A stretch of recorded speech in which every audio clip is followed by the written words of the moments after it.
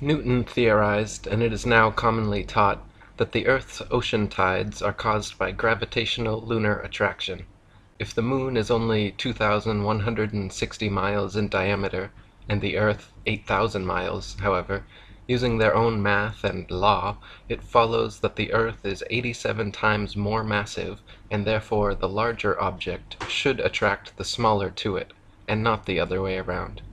If the Earth's greater gravity is what keeps the Moon in orbit, it is impossible for the Moon's lesser gravity to supersede the Earth's gravity at Earth's sea level, where its gravitational attraction would even further out-trump the Moon's. Not to mention, the velocity and path of the Moon are uniform, and should therefore exert a uniform influence on the Earth's tides, when in actuality the Earth's tides vary greatly. Furthermore, if ocean tides are caused by the Moon's gravitation, how is it that lakes, ponds, and other smaller bodies of standing water remain outside the Moon's grasp, while the gigantic oceans are so affected? Thomas Winship wrote, "If the Moon lifted up the water, it is evident that near the land the water would be drawn away and low instead of high tide caused. Again, the velocity and path of the Moon are uniform, and it follows that if she exerted any influence on the Earth, that influence could only be a uniform influence. But the tides are not uniform. At Port Natal the rise and fall is about 6 feet, while at Beira, about 600 miles up the coast, the rise and fall is 26 feet. This effectually settles the matter that the Moon has no influence on the tides. Tides are caused by the gentle and gradual rise and fall of the Earth on the bosom of the mighty deep.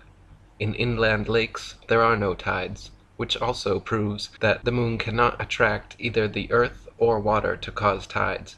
But the fact that the basin of the lake is on the Earth which rests on the waters of the deep shows that no tides are possible, as the waters of the lakes together with the Earth rise and fall, and thus the tides at the coast are caused, while there are no tides on waters unconnected with the sea."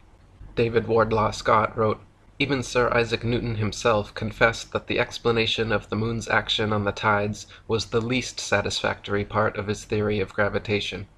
This theory asserts that the larger object attracts the smaller, and the mass of the Moon being reckoned as only 1/8 of that of the Earth, it follows that, if by the presumed force of gravitation the Earth revolves round the Sun, much more for the same reason should the Moon do so likewise. Instead of which that wilful orb still continues to go round our world. Tides vary greatly in height, owing chiefly to the different configurations of the adjoining lands. At Chepstow it rises to 60 feet, at Portishead to 50, while at Dublin Bay it is but 12, and at Wexford only 5 feet.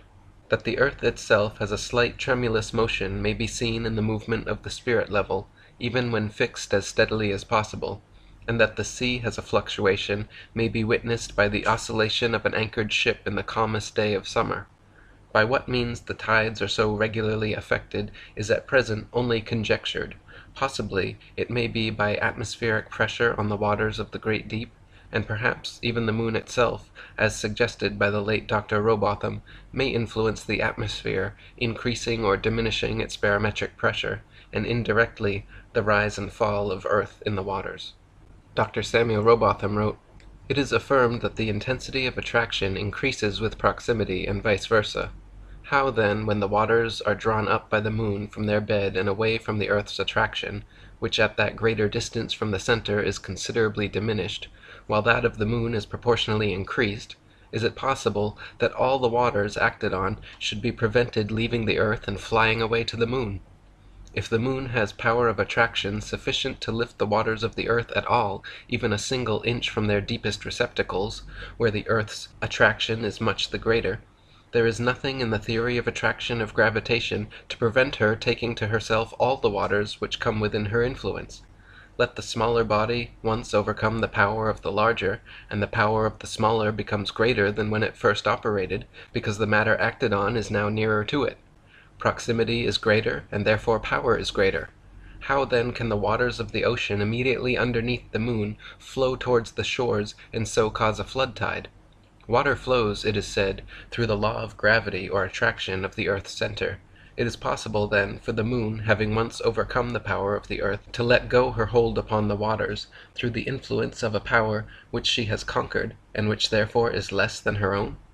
The above and other difficulties which exist in connection with the explanation of the tides afforded by the Newtonian system have led many, including Sir Isaac Newton himself, to admit that such explanation is the least satisfactory portion of the theory of gravitation.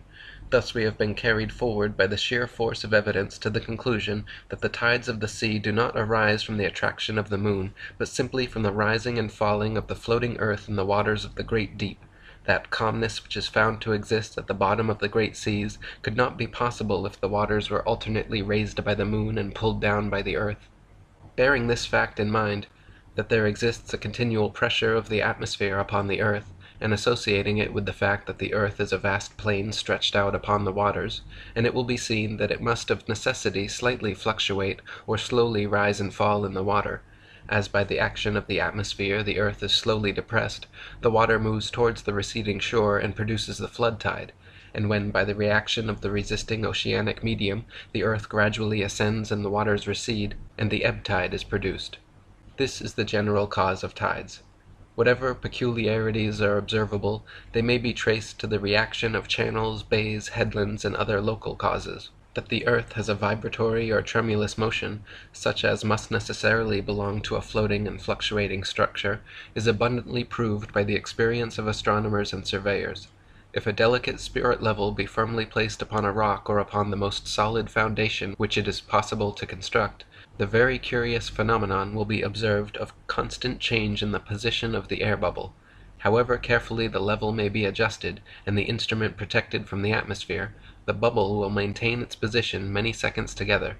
A somewhat similar influence has been noticed in astronomical observatories, where instruments of the best construction are placed in the most approved positions, and cannot always be relied upon without occasional readjustment. If the moon pulled the tides due to its alleged gravity, then why does it only pull the ocean's water, and not all the world's lakes, marshes, ponds, and other inland waters? The tides are clearly a product of the interconnected ocean waters, and not the other waters of earth, and therefore caused either by the gentle rocking of the earth on the great deep, as stated by the above 19th century authors, or, if more ancient explorers can be trusted, the ocean tides very well may be caused by a huge whirlpool vortex surrounding Mount Meru at the North Pole, which reverses direction every 6 hours, alternately sucking in and pushing out the great seas of the earth, like the breath of Gaia at the naval center point of earth, breathing in and out twice per day. The 14th century writings Inventio Fortunata by Nicholas Stalin and the Itinerarium of Jacobus Snoyen mention the magnetic mountain being so powerful that it pulled the nails right out of explorers' boats. The encircling whirlpool and 4 directional rivers surrounding the mountain were said to change every 6 hours, causing the tides, comparing them to the breath of God at the navel of the earth, inhaling and exhaling the great seas. The cartographer Gerardus Mercator's 16th century map informs us that the waters of the oceans are carried northward to the pole through these rivers with great force, such that no wind could make a ship sail against the current. The waters then disappear into an enormous whirlpool beneath the mountain at the pole, and are absorbed into the bowels of the earth. On Gerardus Mercator's map he wrote, "A monstrous gulf in the sea towards which from all sides the billows of the sea coming from remote parts converge and run together, as though brought there by a conduit. Pouring into these mysterious abysses of nature, they are as though devoured thereby, and should it happen that a vessel pass there, it is seized and drawn away with such powerful violence of the waves, that this hungry force immediately swallows it up, never to appear again." Fridtjof Nansen has found mentions of a great northern whirlpool in Norse legends of the world's well, Velgamur, which causes the tides by pushing and pulling waters through its subterranean channels. Isidore of Seville, the Gesta Hemaburgenesis Ecclesiae Pontificum, the Topographia Hibernica of Giraldus Cambrensis. His description of the northern whirlpool is cited by Mercator, the Historia Norvegae, the Speculum Regale of Einar Gunnarsson, and a particularly interesting quote from the Langobard author Paulus Warnefridi, also called Diaconus, states, And not far from the shore, which we before spoke of on the west, where the ocean extends without bounds, is that very deep abyss of waters which we commonly call the ocean's navel. It is said twice a day to suck the waves into itself, and to spew them out again, as is proved to happen along all these coasts, where the waves rush in and go back again with fearful rapidity. By the whirlpool of which we have spoken, it is asserted that ships are often drawn in with such rapidity that they seem to resemble the flight of arrows through the air, and sometimes they are lost in the gulf, with a very frightful destruction. Often, just as they are about to go under, they are brought back again by a sudden shock of the waves, and they are sent out again thence with the same rapidity with which they were drawn in. The Gesta Hammaburgensis Ecclesiae Pontificum states that Archbishop Adalbert told a team of noblemen of Phrygia, around 1035 to 1043, to set sail to explore the North Polar region. As they headed north beyond Greenland, quote, "Of a sudden they fell into that numbing ocean's dark mist which could hardly be penetrated with the eyes, and behold, the current of the fluctuating ocean whirled back to its mysterious fountainhead, and with most furious impetuosity drew the unhappy sailors, who in their despair now thought only of death, on to chaos. This, they say, is the abysmal chasm, that deep in which report has it that all the backflow of the sea, which appears to decrease, is absorbed and in turn re-vomited, as the mounting fluctuation is usually described. As the partners were imploring the mercy of God to receive their souls, the backward thrust of the sea carried away some of their ships, but its forward ejection threw the rest far behind the others. Freed thus by the timely help of God from the instant peril they had had before their eyes, they seconded the flood by rowing with all their might." So in short, what is the cause of the tides? Well, it is clearly not the supposed gravity of the moon, a smaller object than the earth, far away from the earth, somehow pulling the tides up in a uniform way, as this doesn't happen. Alternately, it could be, as Samuel Rowbotham proposed, that it is simply the gentle fluctuation of the earth on the waters of the great deep causing the tides. However, this explanation alone fails to provide an answer for the regularity of tides coming in every 6 hours and going out alternately every 6 hours, to which these ancient explorers offer a possible explanation. And this also, curiously, could be why the flight and sailing restrictions at the North Pole, why people like Rodney Clough were turned away when their vessel tried to explore the North Pole.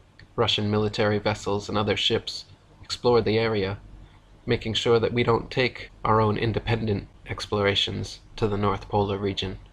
So what are they hiding there?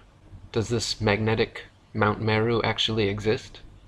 Is there actually a whirlpool spinning around it with 4 directional rivers constantly sucking in and pushing out the waters of the earth in 6-hour intervals?